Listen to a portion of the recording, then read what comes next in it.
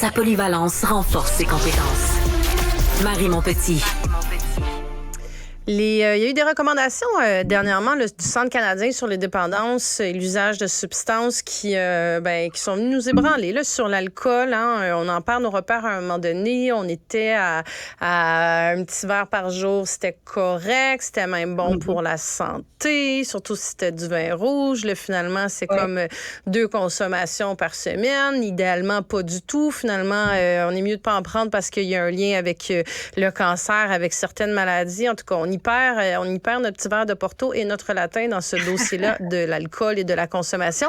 Mais on a avec nous quelqu'un qui va nous éclairer, Isabelle Huot, qui est docteur en nutrition. Salut Isabelle. Allô, Marie, j'ai gardé cette chronique-là pour un vendredi. Je me suis dit, il y en a plusieurs le vendredi. C'est le week-end un peu plus festif. Le vendredi, comme on dit. C'est ça, un vendredi. Mais là, on a-tu le droit d'appeler ça un vendredi? Là? On en est où sur les... Je veux dire, tu peux-tu nous remettre à jour sur les recommandations? Parce que c'est vrai que... écoute, je pense que j'ai lu tout puis son contraire et entendu tout et son contraire. Puis à un moment donné, on finit par, je sais plus, on s'y perd ou on se désengage ou on n'écoute plus. Ou qu'est-ce qu'on doit suivre comme recommandation? Bon, tu sais, c'est sûr que les précédentes recommandations dataient de 2011, puis en science, ça évolue constamment, faut se tenir à jour, donc il était temps qu'on révise les recommandations. En 2011, les recommandations, c'était 15 verres de vin pour les hommes par semaine et 10 pour les femmes, ce qui faisait, par exemple, 1 verre par jour et 2 verres le vendredi, samedi. Puis là, tu n'as pas le droit de cumuler ça en une journée, hein, si je me rappelle bien. Non, c'est ça exactement. Puis ça, c'est revenu beaucoup dans le nouveau rapport là que j'ai épluché ce matin, qui fait quand même 94 pages. Et dans le rapport, ce qui est le plus problématique, c'est ce qu'on appelle le binge drinking, c'est-à-dire 4-5 verres de vin par jour. Les recommandations ont été revues par des experts. C'est financé par Santé Canada. Et il y a un groupe d'experts qui s'est attardé aux aspects psychosociaux, aux aspects de violence qui sont agressions sexuelles qui sont engendrées par la consommation d'alcool. Et un autre groupe d'experts s'est plutôt attardé vraiment sur la santé physique. Mettons, on en arrive à un continuum de risques et c'est ça qui a ébranlé les gens parce que là, on passe de 10 à 15 verres de vin par semaine à une consommation de faible risque qui est de 2 verres, comme tu l'as mentionné, par semaine. Là, je me suis dit, c'est quoi un faible risque? Faible risque, ça veut dire que si il y a 2 consommations alcoolisées par semaine, que ce soit du vin, de la bière ou du fort, il y a 1 personne sur 1000 qui risque de décéder prématurément des conséquences de la consommation d'alcool. Ça peut être des conséquences comme de la violence, des conséquences physiques, une stéatose hépatique, ça peut être physique, psychologique, l'aspect social également. Risque modéré, 3 à 6 verres par semaine. Là, c'est 1 personne sur 100. Donc, 1 personne sur 100 qui risque d'avoir un problème, de décéder des conséquences de la consommation d'alcool, puis élevé, c'est plus qu'1%. C'était pas défini dans le rapport, là. C'est ça, tu parlais de cancer. Effectivement, il y a 7 types de cancers, Marie, dont le risque est plus élevé que la consommation d'alcool. On parle de tous les cancers des voies digestives, mais également cancer du côlon et du sein. Et c'est ça qui préoccupe un peu plus les gens, étant donné la prévalence de ces 2 types de cancers là, au Canada. Mais là, ces recommandations-là, Isabelle, par curiosité, sont établies, je présume, sur des méta-analyses, sur, tu sais, je veux dire, comment ils sortent ça entre 3 et 6 verres par semaine, quand tu me dis que c'est un risque modéré. C'est pas gigantissime, là, prendre entre 3 et 6 verres sur 7 jours. On s'entend, là. Puis là, il y a des sociétés, je veux dire, on peut en nommer, là, en Europe, en France, je veux dire, qui, depuis des décennies, c'est le petit verre de vin le midi, le petit verre de vin le soir. Puis bon, c'est sûr que là, bon, genre, on disait que c'était bon, on sait plus si c'est bon, là, mais c'est solide en termes d'analyse? Oui, Ou mais comme on tu sais, inclut... comme je dis, ou c'est juste, tu sais, c'est sur la science ou c'est moralisateur, puis tu comprends ce que je veux dire? Ben moi, je trouve ça trop sévère, effectivement, parce que quand on regarde, bon, le 1 sur 1000, 1 sur 100, tu sais, c'est quand même par rapport à d'autres facteurs de risque, tabagisme ou autres facteurs, la sédentarité.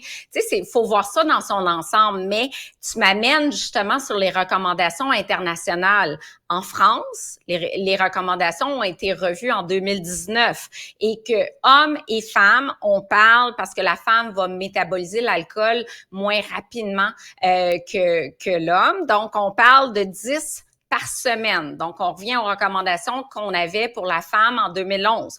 Aux États-Unis, Donc, on est à 10 en France, puis on est à 2 au Canada. Okay. Voilà. C'est une petite marge de manœuvre, hein? Ben c'est justement, il y a un écart qui est très important.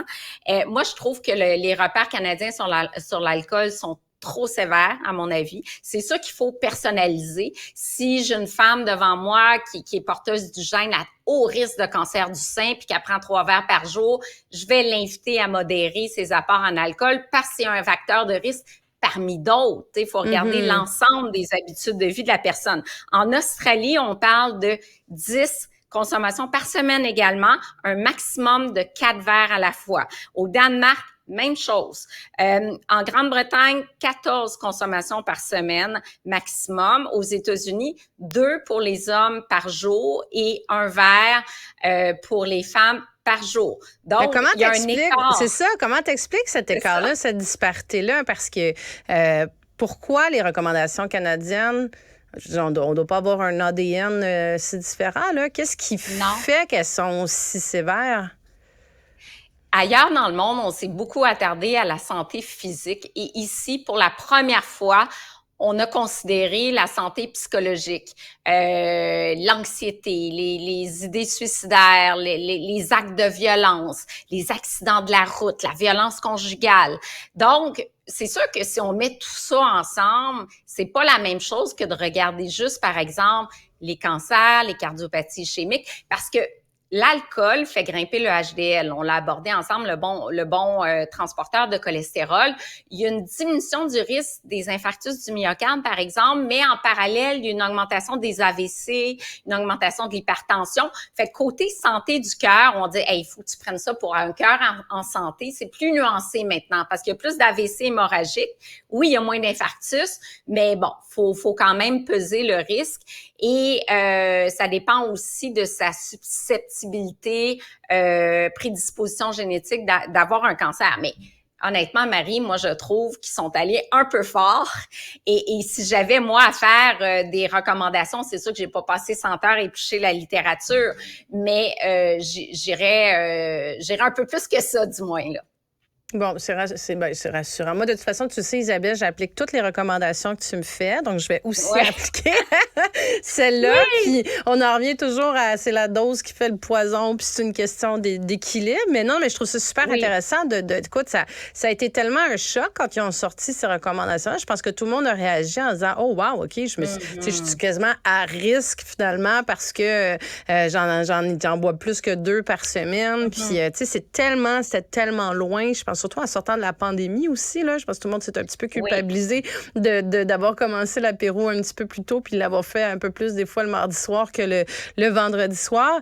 La question qui revient souvent, Isabelle, aussi, c'est quoi un verre? Quand on dit une consommation, là? Regarde, je suis contente parce que ma caméra marchait pas tout à l'heure. Parce qu'il y a toujours la blague qu'on voit sur les médias sociaux de j'en prends juste une consommation puis le verre, il fait 750 millilitres. Exact. Je l'ai mesuré pour vous. Okay. Regarde ici, là, si on le voit, ça ici, c'est une consommation.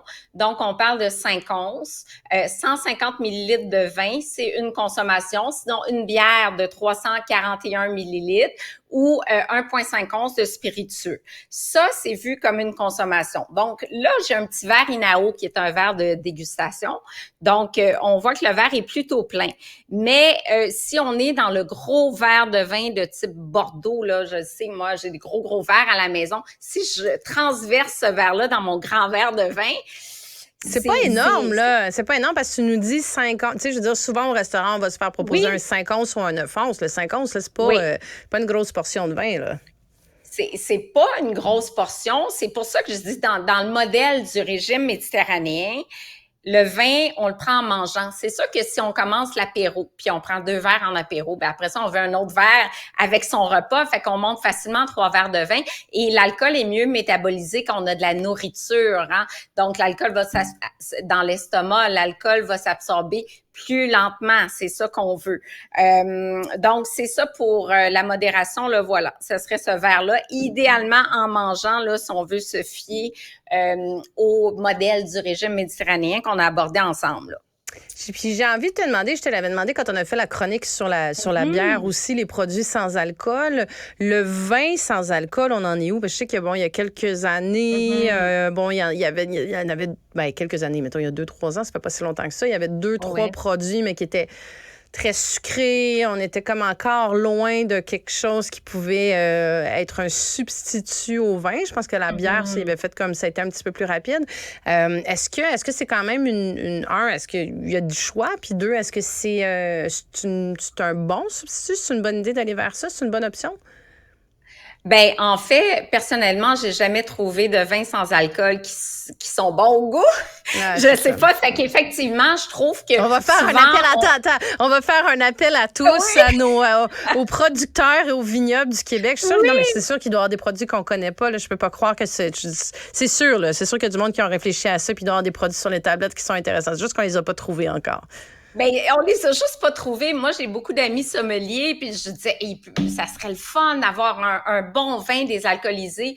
Bon, la bonne nouvelle, dans le vin sans alcool, on va évaporer l'alcool, les composantes actives sont quand même là, mais les polyphénols, les composantes qui sont bénéfiques, mais en termes de goût, souvent, c'est très sucré parce que on désalcoolise, ça enlève une partie des saveurs. Puis après ça, ce qu'on va faire, c'est qu'on va remettre du mou de raisin dedans ou du sucre pour redonner du goût qu'on a enlevé. Puis finalement, ben on se retrouve avec un produit qui est super sucré. Donc effectivement, comme tu le mentionnais, les bières, on a évolué. Il y en a qui sont très savoureuses, mais pour les amateurs de vin, dont je fais partie, il n'y a rien qui m'allume vraiment de ce côté-là. Donc, vivement l'appel à tous, là, s'il y a des gens qui en font qui veulent me faire déguster, je suis partante. Bon, ben écoute, on a d'ici la fin de l'été pour trouver ça. Puis tu me parles de sucre, Isabelle, ça me fait penser justement le sucre dans le vin. Ça aussi, c'est une notion qu'on n'a pas toujours. Là, on voit que à la SAQ, quand tu vas l'acheter, maintenant, il y a un repère qui nous dit, je pense que c'est par millilitre, là, je crois, puis la quantité de sucre, tout ça. Qu'est-ce qu'il faut? Est-ce que ça fait une différence? Au-delà du goût, là, est-ce que c'est important d'apporter de l'attention à ça, la quantité de sucre et tout? J'aime beaucoup la question parce qu'il faut quand même nuancer. Maintenant, bon, on peut trouver la teneur en sucre résiduel parce que le vin est fait à partir de raisin, donc c'est sûr qu'il y a du sucre dans le raisin. Maintenant, les levures vont faire leur travail, transformer le sucre en alcool, puis quand on arrête la vinification, la fermentation, ben il va rester un sucre résiduel. Un vin sec, c'est en bas de 4 grammes de sucre résiduel par litre.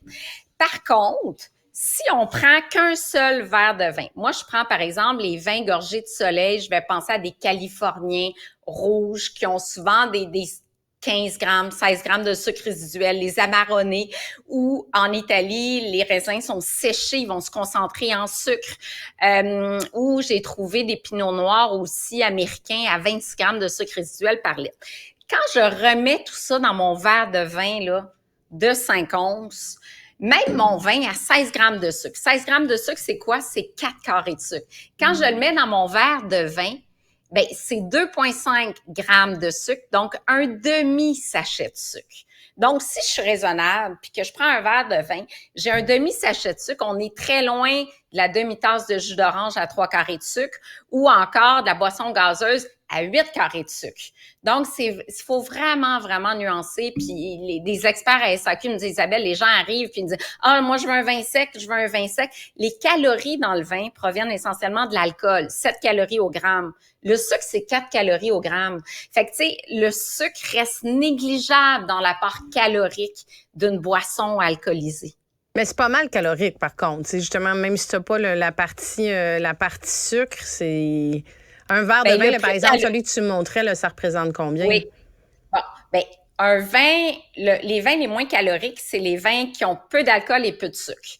Donc, un vin à 11, un vin blanc, par exemple, un vino verdé qui est pas très alcoolisé, mais avec un taux de sucre résiduel de 2 grammes, par exemple, c'est ça qui a le moins de calories. On va être autour de 100 calories, 102 calories pour le verre. Si je suis dans un vin riche en alcool, un Amarone qui est riche en alcool puis en sucre, qui a 16 degrés d'alcool, ou un vin californien qui est gorgé de soleil, qui a plein d'alcool, plein de sucre aussi, ben là, à ce moment-là, j'ai le sucre, j'ai les calories qui viennent de l'alcool, il y a plus d'alcool, puis les calories du sucre, fait que je vais peut-être être à 118 calories. Mais tu sais, grosso modo, c'est, mettons, entre 100 et 118 calories, là. C'est quand même pas énorme comme différence. Mais quand je tombe dans des cocktails sucrés, ben là, je peux facilement monter à du 200, 300 calories, là. Puis, as-tu des bons conseils pour nos auditeurs, Isabelle, qui voudraient modérer leur consommation d'alcool? Tu dois avoir, toi, tu es du genre à avoir des trucs là, à nous donner? Ah oui. Ben d'abord, ben tu sais, d'alterner, c'est sûr, avec un verre d'eau. Mais le truc, c'est que le verre de vin, par exemple, mettons l'apéro ce soir que les gens vont prendre. Après ça, au lieu de reverser, t'es au resto, par exemple, t'as une bouteille de vin, au lieu de mettre son eau dans sa coupe de vin. Et ça fait en sorte que la coupe n'est pas vide, le serveur ne verse pas une autre portion de vin. On boit son eau, puis après ça, le verre est à nouveau vide pour peut-être un deuxième verre de vin. Donc ça, de mettre l'eau dans sa coupe de vin, déjà, ça fait plus festif, c'est le fun. De boire moins, mais mieux, de prendre des vins de bonne qualité qu'on déguste en pleine conscience, c'est-à-dire, je m'attends aux arômes, la longueur en bouche, tel cépage, le pinot noir d'Oregon versus le pinot noir de Bourgogne, il est différent, il y a telle note, lui est boisé, lui est pas boisé, donc d'avoir une expérience quand on savoure son vin. Au resto, moi, j'aime bien toujours prendre le vin au verre, comme ça, on commence un verre, au lieu de prendre une bouteille à deux, ben des fois, on se rend compte que ce soir-là, un verre, c'est suffisant. Et puis, à ce moment-là, au verre, tu sais, on dit souvent, prenez la bouteille parce que ça va être moins cher. Ben non, parce que la bouteille m'incite à finir ma bouteille. Alors que si j'ai pris un verre, voire deux, je suis dans 250 ml, alors que la bouteille, c'est 750 ml divisé par deux, ça fait pas mal plus qu'une tasse. Donc, d'y aller vraiment au verre. Puis sinon, ben j'avais d'autres conseils, mais j'ai perdu ma feuille, j'ai oublié. D'opter pour des... il y a les drinks sans alcool, oui et non, parce qu'il y a quand même du sucre, donc faut être vigilant, des petites eaux pétillantes aromatisées, des fois un lundi soir, mardi soir, mais dans une belle coupe avec une tranche d'orange, de faire un petit 5 à 7 festif, même si on n'a pas d'alcool de temps en temps, puis quelques jours sans alcool. Ça, c'est très bien pour reposer son foie. On a de plus en plus de stéatose hépatique, de foie gras, de paramètres hépatiques qui sont élevés. C'est relié à une alimentation qui est riche en sucre, mais aussi à trop d'alcool. Isabelle Huot, docteur en nutrition, merci. On est prêt pour notre vendredi. Oui, santé! Merci. Je sais pas si je peux dire santé. Ne ratez plus rien. Tout ce que vous venez d'entendre est disponible